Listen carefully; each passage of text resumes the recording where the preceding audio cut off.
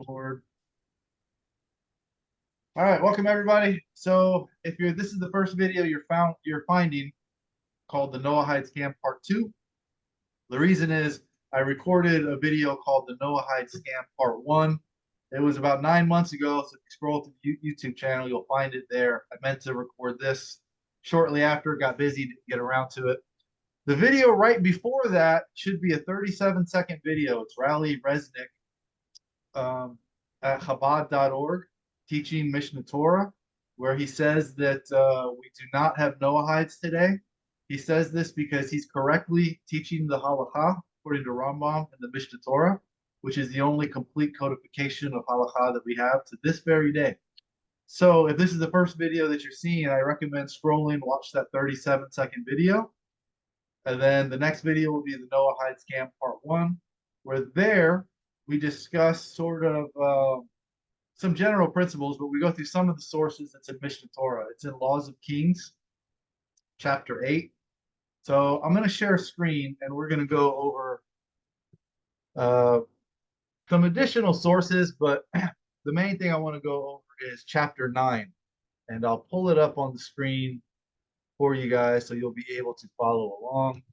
But also there was share sound in case we go to YouTube. Share screen. Where is the other tab that I should have open?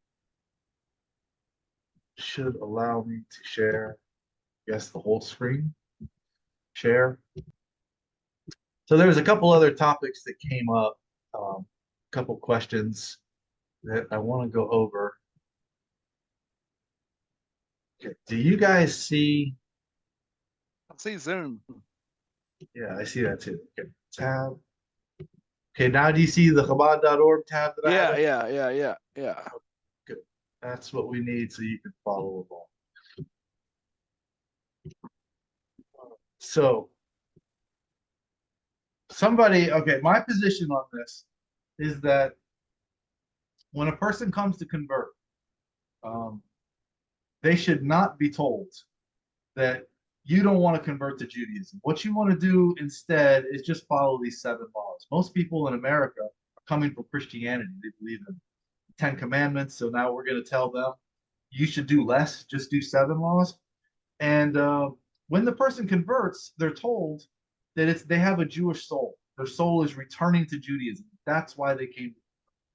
Okay, so if this is the case, then we should not be telling them to do things like violating Shabbat. Unfortunately, what happens today in some communities is they tell the potential convert, you are not allowed to keep Shabbat. You need to do something that's a violation of the Torah just to show that you're not one of us. You have not converted yet. And so the source for this here is in Laws of Kings, chapter 10, halakha 10. We should not prevent a Noahide who desires to perform one of the Torah's mitzvot in order to receive a reward from doing so, provided he provides it or he performs it as required. Okay, meaning he's got to do it the way we do it. For some reason, this doesn't pop up the commentary. So he's got to do it the way we do it, according to our mincha, or excuse me, it's minhag, or according to our according to the halakha. Right. So a mitzvah is a Torah commandment, something that God commanded us to do in the Torah. That for sure he has to do, just like Jews do. The halakha tells us how do we do these. This is the law enacted from the Sanhedrin, the court that had the authority to make laws. That's the halakha. Then you have different minhagim, different customs and traditions. You can't really create a minhag that goes against the halakha. You know, you can't say it's my minhag, it's my custom and tradition. Every 4th of July, I get drunk and I drive my car down the road, shoot fireworks at people. Okay, that's against the law. You can't have a custom and tradition that violates the law. So if you're joining a community, you're agreeing to follow their minhagim, their customs and traditions. So you should be doing what the community is doing. But what this is saying here, you have to do it the way it's required. It's really saying in the commentary that Rambam gives us, you can't create a new religion. You can't say, well, I want to keep Shabbat. And as we see, you should not, a Noahide who desires to perform one of the Torah's mitzvot, Torah commandment, like keeping Shabbat, should not be prevented from doing so. Here it says we should not prevent, should not prevent one who desires to perform the Torah mitzvot in order to receive a reward. Doing so, provided he performs it as required. So in this example, keeping Shabbat, you can't say, well, I'm going to keep Shabbat on Sunday. I'm going to keep Shabbat from sun up to sundown. You have to do it the way we do. In the case of Shabbat, it's Friday night from sundown till Saturday night at sundown. So they're wrong for telling people who come to convert, to join the Jewish people, that I want to join you. I want to enter the same covenant with Hashem that you are in. And then we tell them, no, you can't do it. You have to violate Shabbat. In my opinion, that's wrong. And we see in Rambam's opinion here, this is also wrong. I was in a discussion with somebody who was quoting Rashi. It says here in the commentary on the same chapter, Rashi, it quotes Sanhedrin, explains that not only is a Gentile forbidden to fix a day of rest, he is prohibited against taking a day off from work to even relax. He's got to work 7 days a week. Can't even take a day off, not even designated as Shabbat. He cannot rest at all. Does this make sense to anybody? It doesn't make sense to me. So Rashi was a commentator. He didn't deal with halakha. Rambam is the one that gave us the only complete codification of halakha that we have. So in my opinion, this is what we should be doing. Not preventing anybody who comes to convert to tell them that they should in some way be a second-class citizen. Even if they don't want to convert, okay, we're not going to force them to convert, but we shouldn't be turning them away. While we're on this chapter, let's just see what else it says. The Jewish court is obligated to appoint judges for these resident aliens to judge them according to these statutes so that the world would not become decadent. If the court sees fit to appoint the judges from the resident aliens themselves, they may. If it sees fit to appoint them from among the Jews, they may. So we, as Jews, are going to decide who the judges are going to be over these people in a time when we're allowed to accept them. We'll see, as if you watch that 37-second video from Raleigh Resnick, we're not allowed to accept noahides today because we don't have Yovel. We do not have the Jubilee, and we're going to discuss what that is. So this is talking about a time when we control the land, all the Jews in it, and all the non-Jews in it. We appoint courts over them, and we decide who those courts are. They don't decide for themselves because they're subservient to us. Let's look at the next one. I'll look at 12. Should two idolaters come before you to have their dispute judged according to Jewish law? If they both desire to be judged according to Torah law, they should be judged accordingly. Makes sense. We have the law given by Hashem. This is what you should want to be judged by. If one desires to be judged according to the Torah law, and the other does not, they are only forced to be judged according to their laws. Keyword here is forced. Again, we are always over them. They're second-class citizens. If there is a dispute between a Jew and an idolater, if the Jew will fare better according to their laws, they are judged according to their laws. That benefits us. When the judgment is rendered, the judges explain, your law obligates this judgment. If the Jew will fare better according to our laws, they are judged according to Torah law. When the judgment is rendered, the judges explain, our law obligates this judgment. It appears to me that this approach is not followed with regard to a resident alien, the Ger Toshav, also referred to as a noahide. Rather, he is always judged according to their laws. So we can choose which system we're going to go by, whichever benefits us.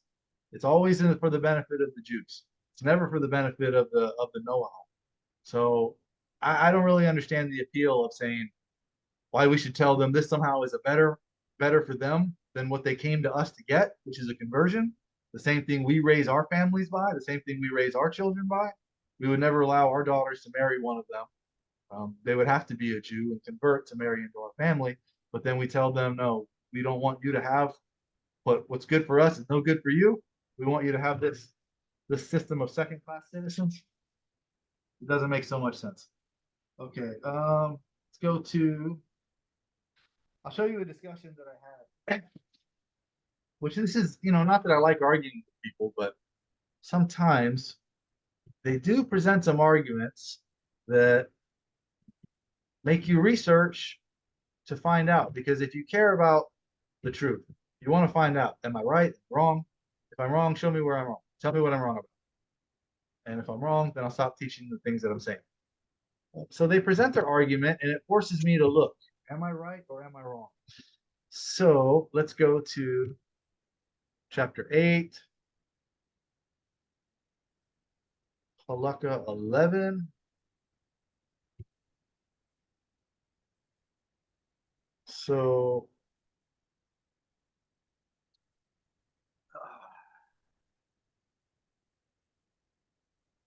this is not chapter, oh, that's chapter 9. Previous would be chapter 8. Okay. Now we can find halakha 11. This is the conversation that we were discussing. I was discussing with another rabbi who disagrees with me and Rambam. So here, this is in Laws of Kings. Okay, so this is talking about a time where we have a king, we have a Sanhedrin, we have Yovel, we have the Jubilee. This is not this era. Okay, so in this time, which we are not in, when we have kings, why it's called Laws of Kings in their wars, anyone who accepts upon himself the fulfillment of these 7 mitzvot and is precise in their observance is considered one of the pious among the Gentiles and will merit a share in the world to come. That's a nice opinion. The authority of the Sanhedrin was that they had the ability to vote. They don't get to vote who has a share in the world to come and who does not. They did not even unanimously agree that they get a share in the world to come or what level of that they were entitled to. So I think if you're going to go around telling anybody that if you fulfill these 7 mitzvot, you get a share in the world to come, they need to know all of the information. They should have informed consent so they can base their decision on. And none of it should be omitted because you're robbing them of their ability to make an informed decision. But Rambam's claim here is that if these Gentiles follow these 7 laws, they get a share in the world to come. Okay, fine. He can have that opinion. This applies only when he accepts them and fulfills them because HaKadosh Baruch Hu, Holy One, blessed be He, commanded them in Torah and informed us through Moses, our teacher, that Noah's descendants had been commanded to fill them previously. However, if he fulfills them out of intellectual conviction, he is not a ger toshav, nor of the pious of the Gentiles, nor of their wise men. So anyone who keeps these 7 laws just because they have a basic moral compass, they don't want to murder anybody, they don't want to steal from anybody, you're not one of these people. You don't get a share in the world to come. Not that Rambam or any other rabbi gets to decide whether you get a share in the world to come or not. That's something Hashem didn't even make this promise in Torah. But now rabbis who were not unanimous on it, were voting on this, are going to decide for you. If you just keep these 7 laws, according to Rambam, you do not get a share in it unless you also believe the Midrashim, folklore and legend, that this was given to Moses and that Moses was told to go out and force people to obey these 7 laws under the threat of death. They would be decapitated if they violated any of them. Not stealing, you take 1 grape, a grape is less than a penny.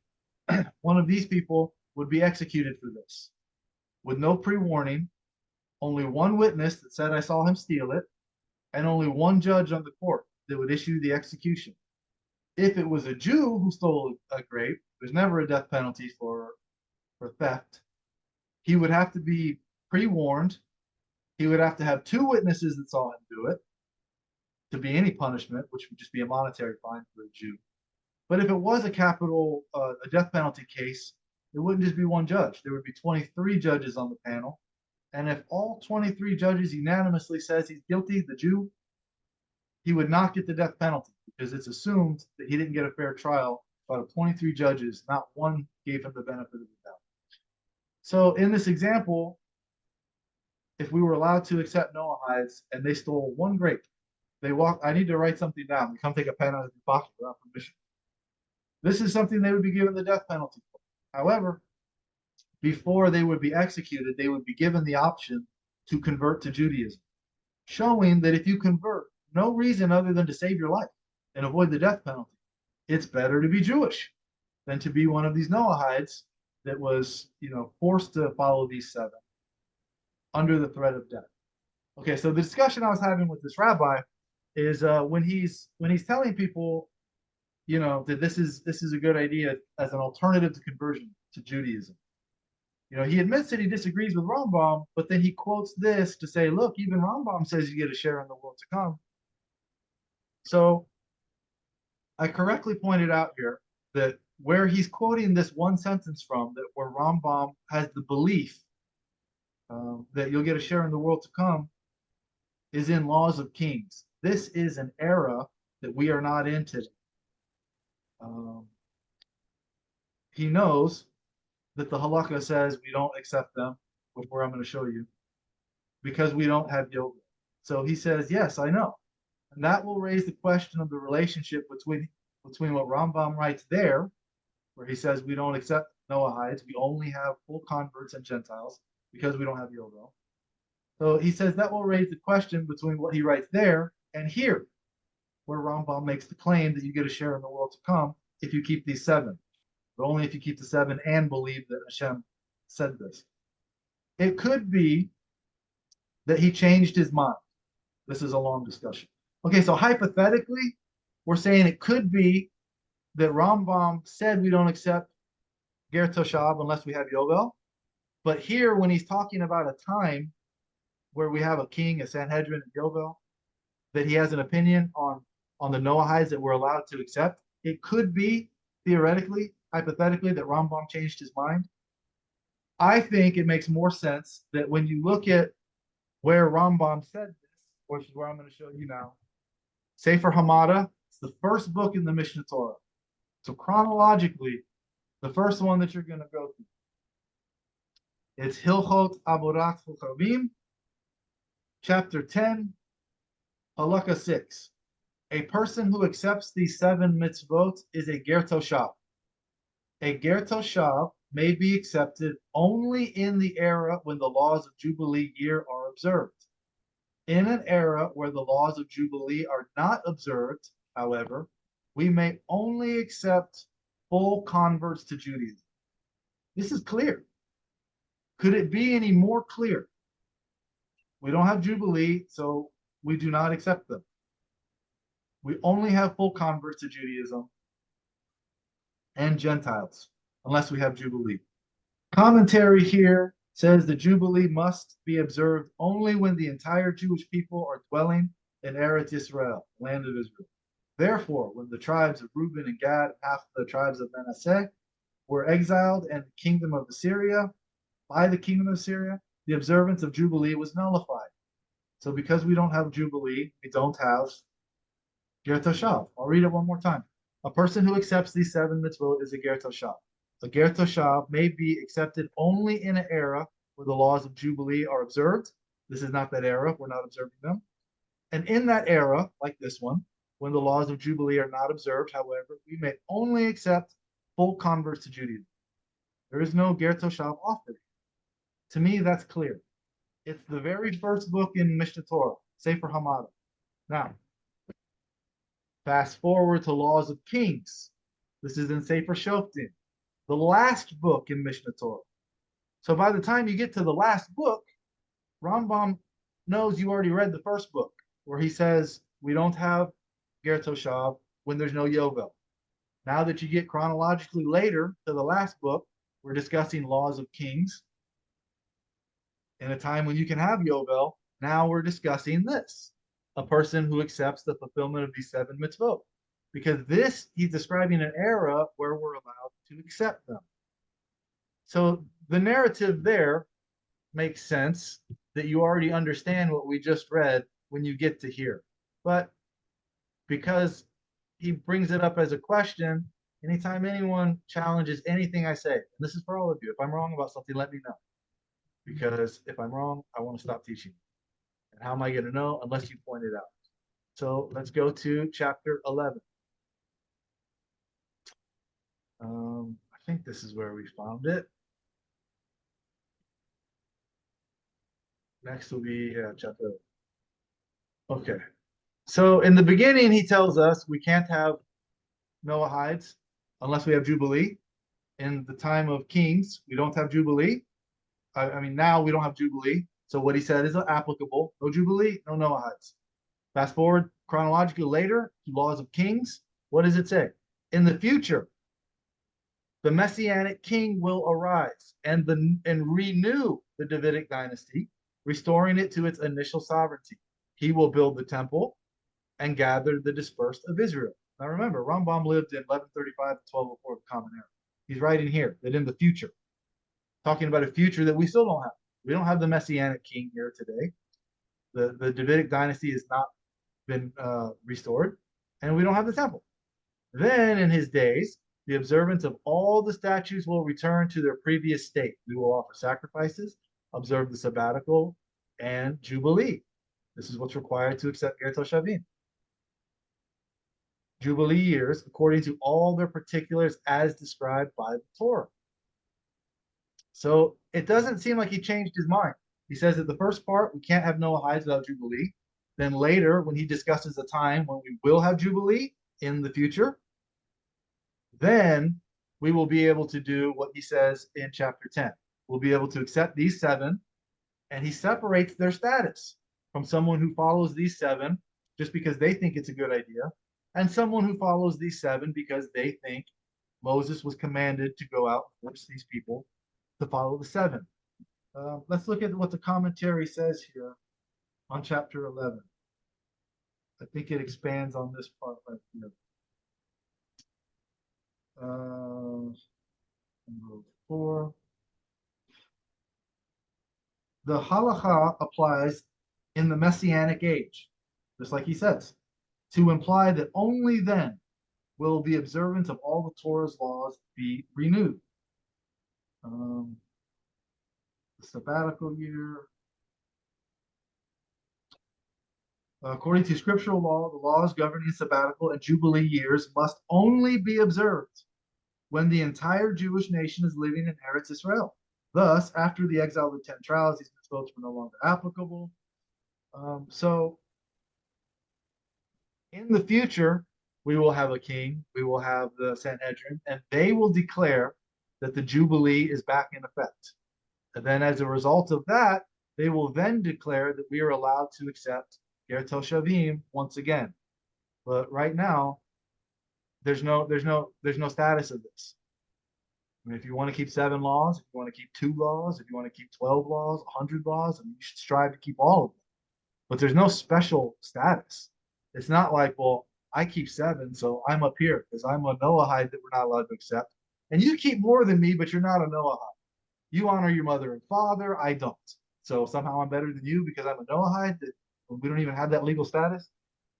So the argument that was presented that was perhaps Rambam changed his mind, I think it's consistent. He starts off saying we don't have it without Jubilee. He discusses here in the future we will have Jubilee, and then we will be allowed to accept it. Okay, I think I've made the point on that he didn't change his mind. He's clear and consistent in what he's telling us the halakha is. Any questions? Okay, then afterwards we'll stop the recording. We'll have a discussion also. But then if there's no questions for this part, then we will move on to chapter 9, which is what I wanted to discuss. Previous chapter 9 here. Okay. So 6 precepts were commanded to Adam: prohibition against worship of false gods, the prohibition against cursing God, the prohibition against murder, the prohibition against incest and adultery, the prohibition against theft, and the command to establish laws and courts of justice. This is what's the generally accepted 7 laws. Now, we know from Torah that Adam was also commanded to be fruitful and multiply. Why isn't that here? Adam, at least in Torah, we don't see where he was commanded to establish laws and courts of justice. So why is this here? This was voted on, and these were the 7 that was picked by rabbis. I talked about this in the Noahide Scam Part 1, where there's 3 opinions in the Talmud. The fact that you have 3 opinions means there's no consensus. They didn't all agree. One rabbi said, what does a Ger Toshav do? He says he does the same thing that a Jew does. Keeps all the same commandments, except for one. He's allowed to eat a nevela, an animal that's not kosher for us, rather than the animal dying and no benefit going to anybody. Perhaps the shechita, the slaughter wasn't done correctly, rather than waste the animal's life, we can give it to them. That was the first opinion. Second opinion is that they'll follow these 7 laws. The third opinion was that he doesn't have to do anything. He just has to not curse God. That's it. Obviously, the third opinion was rejected. He doesn't have to do anything but one thing, just don't curse God. I mean, he's allowed to murder and steal? Can't be. So that was rejected. The opinion that he does the same thing, whatever you see a Jew doing, that's what a noahide does, other than he's allowed to not keep kosher, that was rejected. Halakha was decided that he's going to follow these 7. So when people are traveling through the land, they're going to have to agree to follow some laws. We're not going to execute them for not keeping Shabbat because they didn't agree to enter the covenant. They didn't agree to accept Torah. We're not going to be executing everybody that's carrying something on Shabbat that didn't know. But if you're going to enter our land, we control, you're going to follow these 7. If you violate any of them, you're going to be executed. That was the law of the land. So this is how the halakha was decided. Okay, even though we have received all of these commands from Moses, and furthermore, they are concepts which intellect itself tends to accept, it appears from the Torah's words that Adam was commanded concerning them. It appears. The prohibition against eating flesh from a living animal was added for Noah, as Genesis 9:4 states, nevertheless, you may not eat flesh with its life, which is its blood. Thus, there are 7 mitzvot. These are the 7 that they decided to implement. These matters remained the same throughout the world until Abraham. When Abraham arose, in addition to these, he was commanded regarding circumcision. He also ordained the morning prayers. Isaac separated tithes and ordained additional prayer service before sunset. Jacob added the prohibition against eating the sciatic nerve and also ordained the evening prayers. In Egypt, Amram was commanded regarding other mitzvot, and ultimately Moses came and the Torah was completed by him. Now, notice there's a lot of midrashim in here, folklore and legend. Does it say anywhere Abraham established shacharit and Isaac established mincha? This is one theory. It's a story that's told. There's also evidence in the Talmud that says that the Sanhedrin ordained the times for these prayers because this is when the animal sacrifices, the offerings were made. We don't have a temple anymore, so we can't offer the sacrifices anymore. But what we can do is we can all daven, pray at the time that the sacrifices were offered. This is why on Shabbat we have Musa, because on Shabbat there was an additional sacrifice offering. So on Shabbat we have Musa, the additional prayer that we do. Okay. There's commentary on here. For example, with Abraham, this is my covenant between me and you and your offspring, circumcise every male. Mount Sinai, Jews were singled out by God to be a kingdom of priests and a holy nation. Thus, the mitzvot given then differ in purpose as well as in number from the mitzvot given the Gentiles. The Gentiles, the 7 mitzvot, are intended to establish a stable and moral society. The purpose of the 613 mitzvot is to establish a complete bond between God and every aspect of a man's personality. So if a person comes to convert, and we have all these mitzvot that we can do to connect to Hashem and improve every aspect of a man's personality, you mean to tell me we should deny them that? You should not work on yourself and improve yourself. You should only focus on these 7. Similarly, the mystical nature of the commands differ. Kiddushin 31a relates that one who carries out a mitzvah in fulfillment of God's command is greater than one who does so out of his own volition. Why? Because fulfilling a mitzvah commanded by God, man steps beyond his humanity and performs deeds that are godly in nature. This quality was granted to the mitzvot at Sinai and not beforehand. Consequently, all the mitzvot commanded to the forefathers had to be repeated. So we see again, there's a benefit to fulfilling this mitzvah, and this is why Gentiles should not be prevented from fulfilling the mitzvah as long as they do it the way we do. I'll also point out, it's worth noting that it says all the mitzvot were previously commanded to the forefathers had to be repeated. We just read that Abraham was commanded with circumcision, but only the Levites did it. The rest of his camp didn't. So it had to be repeated in Torah because they didn't keep this commandment. If they would have kept this commandment, it would have had to be repeated. Only the Levites kept it. So this is another reason why they had to be repeated.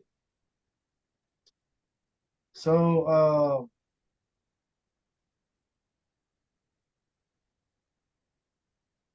okay. All right. Halakha 2. A noahide who worships false gods is liable provided he worships them in the accepted manner. Okay, I brought this example up before. It's in Mishnah Torah. There were idols in the land, unfortunately, and this is something, worshiping idols, false idols, is something that we as Jews are not allowed to do. So, if there is a statue of Baal Peor, the way that that statue was to be served was to, as gross as it sounds, was to eat red beets and defecate in front of the statue. Redder, the better. That's how they viewed it. A statue over here of Merklios, the way you serve that statue is to pile up stones in front of it. You are allowed to pile up stones in front of Baal Peor. That's not what Baal Peor wanted. And not that you would do this, but you would be allowed to defecate in front of Merklios, because that's not what Merklios wanted. So you separate the act itself from the idol. You're only punished for serving the idol the way the idol demands to be served. How do we serve Hashem? What's the service that he demands? Following his commandments, obeying his mitzvot. Okay, so a noahide, again, this is laws of kings, in a time when we're allowed to accept them, who worships false gods is liable, provided he worships them in an accepted manner. A noahide is executed for every type of foreign worship in which a Jewish court would consider worthy of capital punishment. Not one of the noahide courts that we set up for him. We decide that they're getting the death penalty for what they did. However, a noahide is not executed for a type of foreign worship which a Jewish court would not deem worthy of capital punishment. So, for example, this is another example from Mishnah Torah.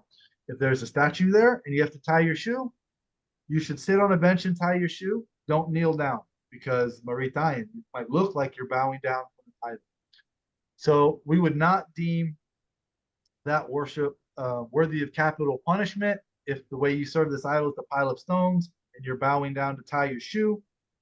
We would reason this is not the way that idol wants to be served. So this case of bowing down is not something you'd be worthy of the death penalty for. But just because it looks like you're bowing in front of an idol, it might get you dragged into court for a judge to decide. Nevertheless, even though a noahide would not be executed for these forms of worship, he is forbidden to engage in all of them. We should not allow them to erect a monument or plant an asherah or some tree that people used to worship, or make images and the like, even though they are only for the sake of beauty. Don't allow them. Halakha 3. A noahide who curses God's name, whether he uses God's unique name or one of his other names in any language, is liable. This law does not apply to Jews. Let's see if I have commentary on that. 27. Hilchot Avodat Kochavim explains that a Jew is only liable if he mentions either the name Adonai or the name Yud Hey, and then the Vav, and then the Hey in the curse. But we see here it's more strict for them. There's only two names that we're not allowed to do. He's not allowed to use any of the names because he would be executed for that. 4. A noahide who slays any soul, even a fetus in his mother's womb, sounds like an abortion, should be executed in retribution for his death, the death of the fetus. Similarly, if he slew a person who would have otherwise died in the near future, if your person got ran over by a train, he's going to bleed out. End it faster for him, out of mercy. Doesn't matter. If he slew a person who would have otherwise died in the near future, placed a person before a lion, or starved the person to death, he should be executed, for through one manner or the other, he killed. So for anybody saying to a non-Jew, even someone who identifies as a noahide, that you can have an abortion, you're telling them to do something that if you believe we have noahides today, You're giving them permission to do something they would be executed for. No different than if you told them, hey, you should rob into a bank, shoot the teller, and take the money. That's something they could get the death penalty for. If you advise them to do that, you would have a level of liability for doing that to them. So if you're going to say that we have noahides today, which is against the halakha, but if you're going to encourage that, you should probably think hard about whether you're going to encourage them to do things that, according to halakha, they would be given the death penalty for, because you would have a level of liability. Similarly, Be coherent, right? That's what you mean. be coherent. Be coherent. Yeah, you say you want noahide. Now you just need to treat them as they deserve to be treated. I mean, you wouldn't go to sorry. But according to the law, there's people that advocate for abortion. According to the law, if they slay a soul, a fetus in its mother's womb, they would be executed for it. There's nothing in here that says, well, if you get an abortion doctor to do it, if it's a case of whatever we're not going to talk about. This is just what it literally says. This one is just as dramatic. Similarly, if one should be executed if he killed a pursuer, when he could have saved the latter's potential victim by maiming one of the pursuer's limbs. So if you see somebody running with a knife going to kill somebody, you want to save the victim who's running away, and you go cut this guy's throat to stop him from killing the other guy, they're going to say you could have stabbed him in the leg. I'm not saying I agree with this, but if you maim him in the leg, you stab him in the leg, now he bleeds out, he's dead anyway. But this is what the halakha says. You could have maimed him, but since you killed him with good intention, try and save the life of someone else, as a noahide, you're not allowed to kill anybody, even in self-defense, even to save the life of somebody else. You would be executed. This is the halakha. These laws do not apply with regards to Jews. You can't tell it. I'm talking to me. I'm our father. Sorry. Okay. See, what does it say there? These laws. I have a question. Yeah, go ahead.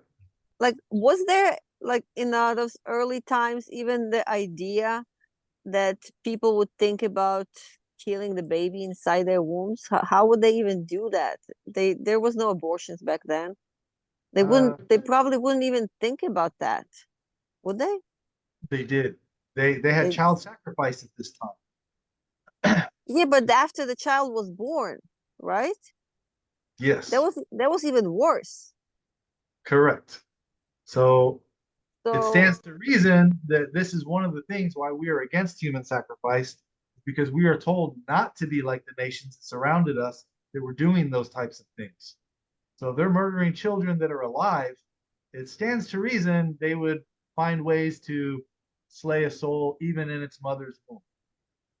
But keep in mind, this is also the purpose for the sacrifices was probably for child to be born, and then to do that evil sacrifices, because if the child is not born yet, then what's the point of even killing that child inside the womb? Well, sorry, go ahead, Rabbi. So in the Torah itself, it gives us the case of if two men are fighting, and if a man hits a pregnant woman, and causes her to miscarry, this would be under there too.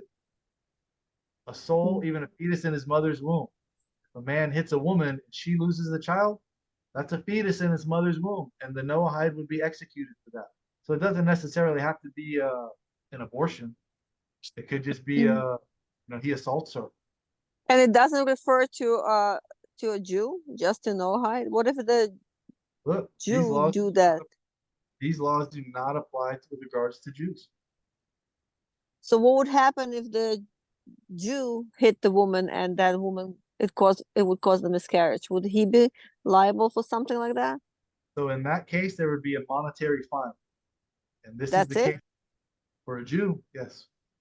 Because there, it's assumed that this was not an intentional murder, this was an unintentional. That the woman was caused to miscarry. So it's kind of like if you're on a roof, and you're building a roof, you have a hammer and you drop it accidentally, and it falls and kills somebody. You're not intending to murder them with malice. It's accidental. But you could have prevented it. You could have put a string around that hammer in your belt so that if you drop it, it doesn't fall and kill somebody. This is why you would be sent to one of the cities that were set up as like an open air prison instead of being executed. But this is for a Jew. For a noahide, you drop a hammer or do this to a pregnant woman, you're executed for anything, stealing one grape, violating any of the laws. The noahide would be executed, not a Jew. Another reason why when someone wants to be a Jew, it's better to tell them, be judged like us, not under this secondary class citizen status, because the laws are better for us. And as we saw earlier, even if a noahide was given the death penalty, before they were executed, they would be given the option to convert to save their life. Now, it makes sense they would convert to avoid the death penalty, but now they're Jewish. Now they have to keep Shabbat. Now they would be executed if they violate Shabbat because they converted. So once you convert, you're halakhically Jewish. Now you're required to keep Shabbat. So this is how, when we were allowed to have noahides, we would get them as converts. No, they might not have been the most sincere. They just didn't want to get decapitated. So they converted, and now they're one of us. Halakhic Jews, allowed to marry into the Jewish people, but also judged by the same system that we are judged by. Make sense? It's just like one has to consider it's better to be killed. It's either be killed not keeping Shabbat or killed as a noahide eating the grape, stealing the grape. Just... Well, if you've been sentenced to death for stealing the grape, I would recommend converting. Now you're required to keep Shabbat in the land. If you leave the land, the Sanhedrin had no jurisdiction outside the land. So if you violate Shabbat in some other country, we're not going to come get you, bring you back, and execute. So it would behoove you to be frum in the land. But you could, this is another thing people say. Like, oh, if you're Jewish, there's no way out. You could leave the land. If you did not want to obey the law, you could flee. I'm not saying you should, but you could go violate these laws in other countries. But if you're going to live in the land with us, you're going to obey the law. I mean, that's the way it works here in America. In every country, we have laws, and you're going to obey them, or there's going to be consequences. So it's not a far out concept. Rabbi, I think that, by the way, the concept of Ger Toshav and noahide came out as an opportunity for all those people who had, for some reasons, to live for a certain period of time in the land, right? That was the point. Yes, there's a minimum standard that we're going to follow or be executed. Like if I come to the States and I live there, okay, and I live as a tourist or, for other reasons, but for a certain period of time, not like continuously, I have certain laws that, of course, are not the same that applies for you as a U.S. citizen. I mean, it's like the same concept. Yes. Is having two class, because you are not supposed, at least your will is not to be here right now, like to live here forever. That's the point, right? If you come visit America, you should not be voting in our elections. You're not a citizen. Exactly. That's my point. Yeah. Exactly. 100%. All right. But you're still gonna be judged by the law whether you're a citizen or not citizen. Is that correct? There was two separate judicial systems. We were judged according to Jewish law, and they were judged according to these laws. This is why they were not judged for violating Shabbat, because they were not required to keep Shabbat. Okay. So it's two separate. Go ahead. Sorry. That was it. I was just going to move on with the reading. Go ahead. Yeah. I mean, it's really functional to behave this way, because in this way, no one is gonna come to the land like to do something that is not supposed to do, because they would be killed, they would be executed. You know what I mean? So it's functional to have a state, a nation that works, that is safe, that that doesn't have any type of immorality. You know what I mean? It's the opposite of nowadays happening around the globe. Nowadays, in some states, you could steal up to $1,000 worth of stuff. Just walk in the store, take it. You won't even be arrested. Unless it's over $1,000. Yeah. But you're not gonna live. But how would that work, like in America with the law here? Like, let's say let's say somebody came from Ukraine, from my country, right? And he came to United States and he stole, and he would say, "Oh, it's allowed in my country. Why can't I do it here?" Of course, he would be judged by the country that he is in, by Americans' law.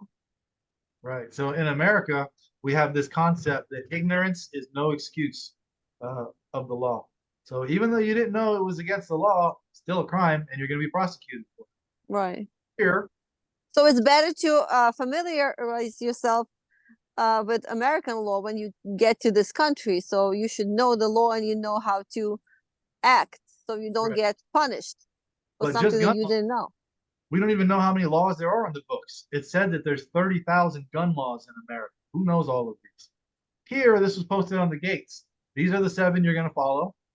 That's it. And you know them. And you agree by entering them that you're going to follow them. Because if you don't, this is what's going to happen. And It's like when you enter in a website and they tell you, if you keep like scrolling the website, we take for granted that you accepted all the the regulations of the website, that we can The steal your cookies. data and stuff like that. Yeah. yeah, and it says in the commentary, what? I'm not sure how it pops up on the website, but it's in here that even this accidental death, it shows they don't even need a pre-warning because they should have known. They got too close to it. Which halakha are we on? 4. Let's see if I can find it in the commentary real quick here. He who spills human blood shall have his own blood spilled.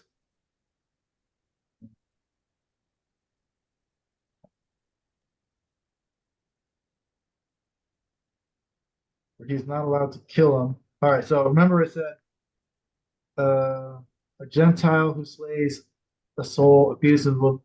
Oh, it's the second one. Similarly, one should be executed if he killed the pursuer when he could have saved the latter's potential victim by maiming one of the limbs.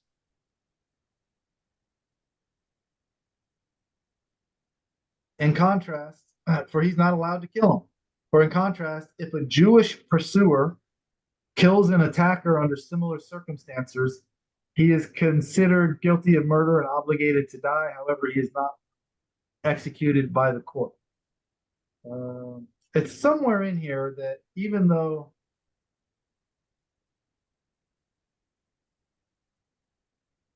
he didn't mean to kill the person, it's because he got too close. You're not allowed to kill under self-defense as a noahide because you should have known that you're not allowed to kill. We'll see if we come across it, but it's in the commentary somewhere. Anyway, let's move on. Okay, 5. There are 6 illicit sexual relations forbidden to a noahide. I make the comments all the time. According to a noahide, he would be allowed to cheat on his wife with his wife's sister and then lie to his wife about the affair and would not be guilty of the 7 laws. How is this a moral alternative to Judaism, where consensually you're not allowed to marry a woman and her sister? Even if all parties involved agree, not allowed. But he's allowed to behave like this? Somebody said, oh no, that's not allowed under the 7 laws. This is what's prohibited, the sexual relations that are prohibited to him. These 6. These were derived, they were enacted by the court. Where did they get this ruling from?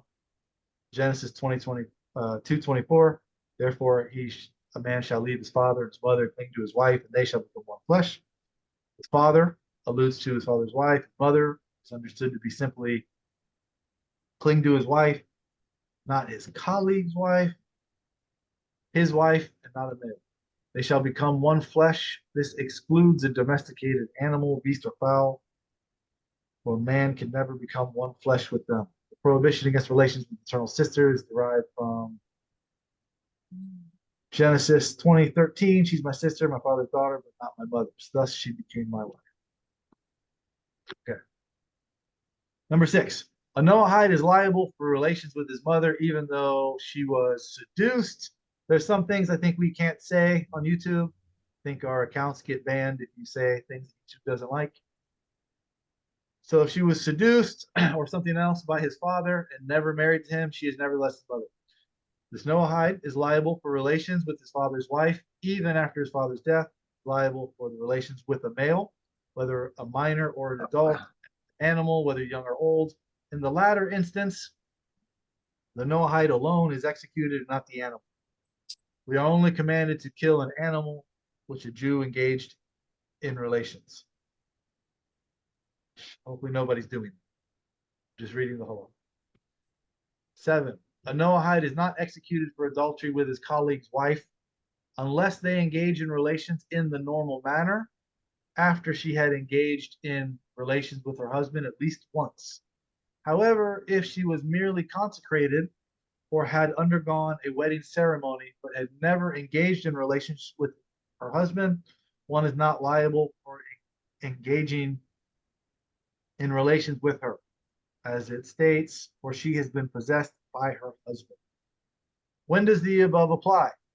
When a noahide engages in relations with a noahide woman. However, a Gentile who engages in relations with a married Jewess is liable whether their relations were carried out in a normal or abnormal manner. Now, the commentary discusses here graphically what's the difference between normal and abnormal. There's multiple ways a man can have sex with a woman. This is what it's referring to. They actually make the distinction. Similarly, a Gentile who engages in relations with a Jewish maiden who has been consecrated is stoned to death because of her, as is the law regarding Jews. If he engages in relations with her after she has undergone the wedding ceremony, but is not engaged in relations with her husband, he is strangled to death, as is the Jewish law. However, if he engages in relations with a Jewish woman after she engaged in relations with her husband once, he is sentenced to be executed by decapitation, as if he engaged in relations with a Gentile woman. 8. A noahide who singles out one of his maidservants for one of his slaves, and we don't have slaves today, we're not in that era, and afterwards engages in relations with her, is executed because of her for the violation of the prohibition against adultery. However, he is not liable for relations with her until after the matter has become public knowledge. Everyone refers to her as the wife of X, the slave. When do relations with her become permitted again? When he separates from her, when he separates her from his slave and uncovers her hair in the marketplace. Even Gentiles used to have their hair covered. When is a noahide woman considered divorced? When her husband removes her from his home and sends her on her own, or when she leaves his domain and goes on her way. They have no written divorce proceedings. This matter is not dependent on the man's volition alone. Whenever he or she decides to separate, they may, and then they are no longer considered as married. A noahide is liable for violating the prohibition against theft, whether he stole from a Gentile or from a Jew. This applies to one who forcefully robs an individual or steals money, a kidnapper, an employer who withholds his workers' wages and the like. Even a worker who eats from his employer's produce when he is not working. In all such cases, he is liable and is considered as a robber. With regard to Jews, the law is different. Similarly, a noahide is liable for stealing an object worth less than a peruta, or the smallest Roman coin that existed, similar to a penny in American money. Thus, if one noahide stole an object worth less than a peruta, worth less than a penny, like a grape, and another noahide stole it from him, they are both executed because of it. Not tolerated. There's a lot of execution. Execution.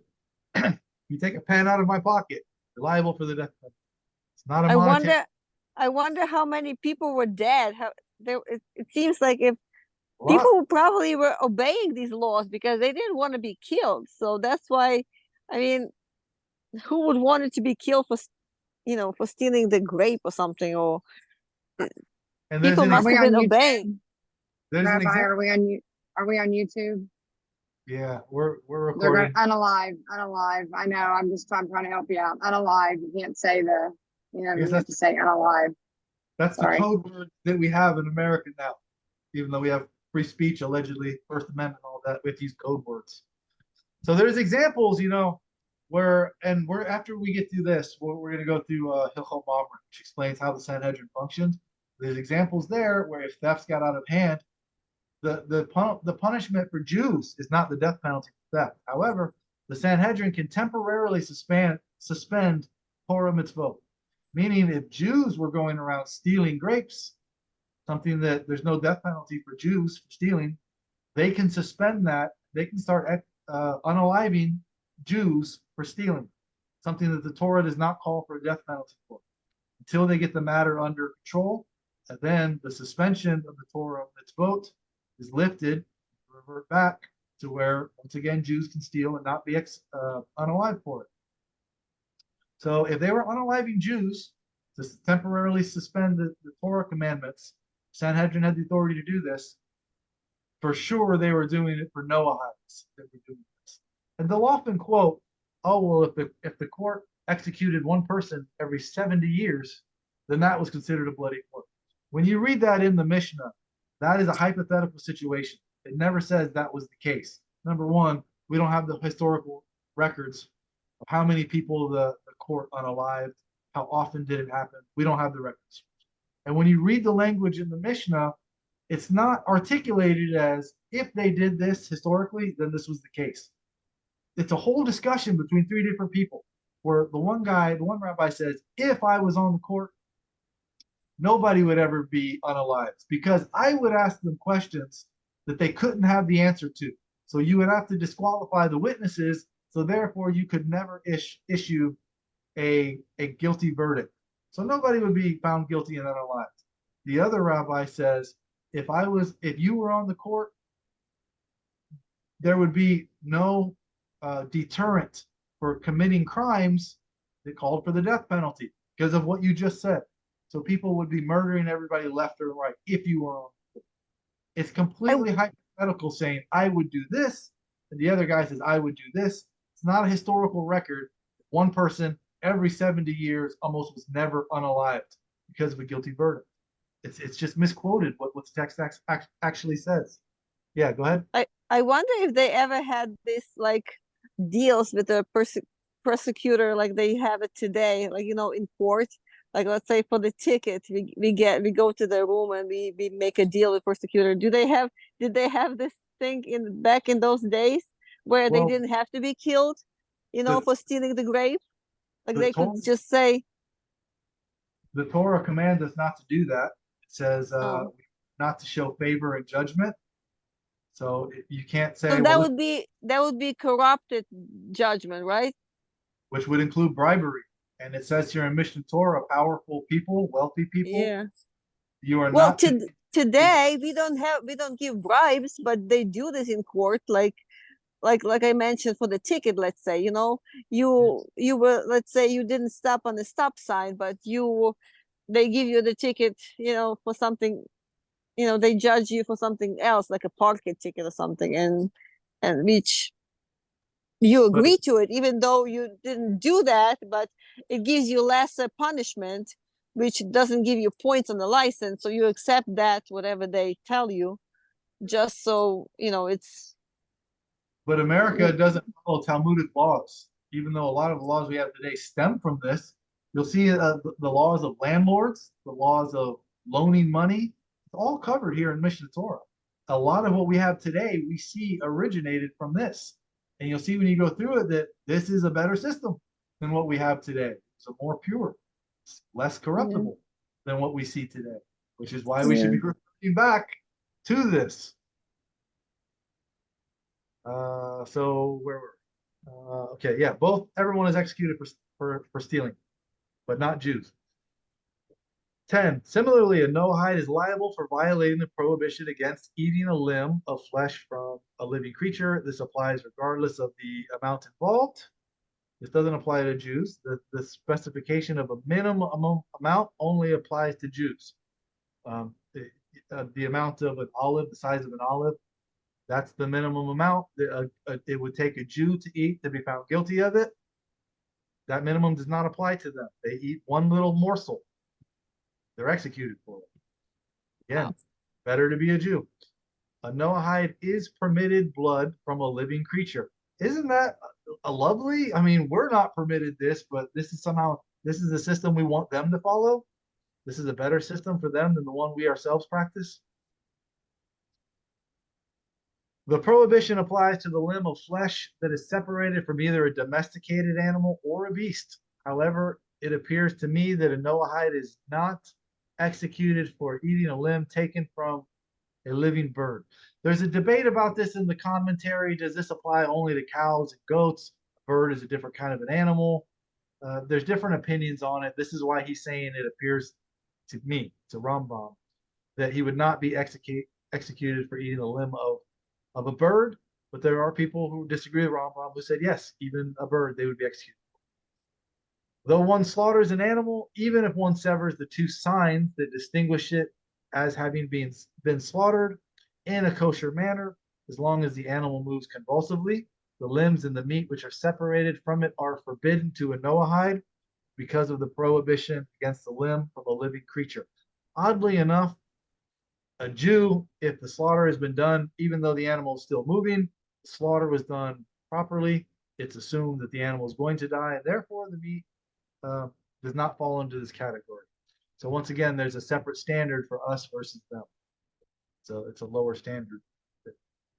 I don't think anyone was doing that, but legally, it's for our benefit, as it always is. All prohibitions that apply to a Jew regarding a limb from a living creature also apply to noahides. Furthermore, there are instances when a noahide would be held liable and a Jew will not, for a noahide is liable for a limb or flesh from a living creature, whether from a domesticated animal, beast, or animal or beast, whether from a kosher or non-kosher species. Similarly, a noahide is forbidden to partake of a limb from a living creature or the limb or flesh which is separated from an animal that is moving convulsively, though a Jew has already severed the two signs. I think that's the one we just read. How must the noahides fulfill the commandment to establish laws and courts? They are obligated to set up judges and magistrates in every major city to render judgment concerning these 6 mitzvot and to admonish the people regarding their observance. The noahide who transgresses these 7 commands shall be executed by unalived by decapitation. For this reason, all the inhabitants of Shechem were obligated to die. Shechem kidnapped. They observed and were aware of his deeds, but did not judge him. A noahide is executed on the basis of the testimony of one witness and the verdict of a single judge. No warning is required. Why? Because it's assumed you've been warned. You're going to follow these 7, and you don't need a warning. You were warned when you came in. Relatives may serve as witnesses. However, a woman may not serve as a witness or a judge. Again, for a Jew to be guilty of anything, you would have to get a pre-warning. You would have to acknowledge that you got the warning. You know it's illegal. You do it anyway. You would have to have 2 witnesses, not 1. And there's never a death penalty case for stealing for a Jew. And if it was a death penalty case, there would be 23 judges, not 1. And if you were unanimously found guilty as a Jew, you would not be executed. This looks like this is the end of the chapter. And there's a lot of commentary here that I could go through and read, but unless you have any questions, I don't remember what time I started recording this video. It's probably been long enough. So if you have any questions you want to ask or anything you want me to go through the commentary, you can now. If not, we'll end the recording. Any questions? Okay, then for everybody else watching this, hopefully you have watched Chabad's Rally Resnick explain that we don't accept noahides today. We don't have Yovel. The noahide scam part 1 discusses this. This is the noahide scam part 2. And B'ezrat Hashem, we will continue with part 3, where we will go over chapter 10 and any other loose ends we need to tie up with commentaries and any other comments that get brought up that discuss things like, oh, well, maybe Rambam changed his mind, that we need to go and find the sources to prove that he didn't. We'll deal with that in part 3, and that'll probably be the end of the series. 3 videos will probably be enough to cover all of it. and then we can move on to any other things. Everyone that tells me that I'm wrong, please tell me why. Tell me your source for saying that I'm wrong, so I can look it up, because if I'm wrong, then I need to stop saying these things. And the only way I'm going to learn that I'm wrong for quoting correctly and accurately what the halakha actually says is if you tell me where I'm wrong, so I can go back and look it up. So if you're going to tell me I'm wrong, I'm open to it. Just tell me why I'm wrong, and tell me your source. Tell me where to go and find what you're claiming I'm wrong about, and I'm happy to look it up. Stop teaching the things that I'm teaching. Otherwise, I'm going to continue quoting the halakha accurately. This is another thing, real quick, the accusation that was made. I said, is there any precedent for this? Every rabbi agreed for 2,000 years. We don't have Yovel, then we don't have Ger Toshav.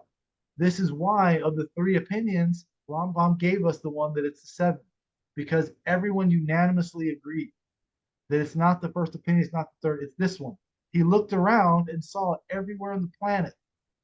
It's the 7 laws. It's not the first opinion, it's not the third, it's the seventh. And nobody is offering Ger Toshavim because we don't have Yovel. So I asked, is there some precedent that I'm unaware of? Was there some community that was offering noahides as a system, as an alternative to conversion? And the rabbi that offered that either agrees that there is no precedent for it, or he knows of some community that was doing that and doesn't want to inform me of it so that I'll stop teaching. So to my knowledge, there has never been a precedent until maybe 50 years ago. Chabad started reaching out to non-religious Jews to make them religious. Non-Jews started coming in. So Chabad said, well, we think our Rebbe's the Mashiach, so we have the Messianic era. We're close enough. We can start offering noahides for the first time in history to them as a way to get them to not convert. When you look at the laws of conversion in the Talmud, you know, the Mishnah was 200 in the Common Era, 600 in the Common Era. Rambam's Mishnah Torah was around the year 1200. The Shulchan Aruch was the 1500s. Where in any of these discussions of halakha, when a person comes to convert, in every example, they are converted. There is no example of them being given a noahide system as an alternative to conversion for the people who came to convert. So why are we now, in the last 50 years, since the creation of the state of Israel, saying, well, now we're going to start offering the noahide system as an alternative to conversion? It's never been done before. Unless you can show me something that rabbi, if there is an example, chose not to show me. There's no precedent for it. Every halakhic example says they're converted. They're never offered this system as an alternative to conversion, for the reason that the halakha states. We don't have the Yovel. We don't have the Sanhedrin that's required to reinstitute. Okay, anybody want to comment anything on the recording? If not, I'll stop the recording and then we'll move on to the questions. All right, thank you for watching. Hopefully I'll see some of you in part 3 of this. Otherwise, thank you for watching. Leave your comments in the comment section so we can continue to learn together, all of us. When's part 3, Rabbi, before you disconnect your recording? Next week? Yeah, am I still recording? God willing, we'll do it next week. Although this part 2 was supposed to be right after part 1, which was 9 months ago. So I don't want to make any promises that I can't keep. But yes, ideally, next week, that's when we will continue this, because I also want to get on to how halakha functions in Hilchot Melachim, which goes over that. So let me close this chapter so we can get back to us.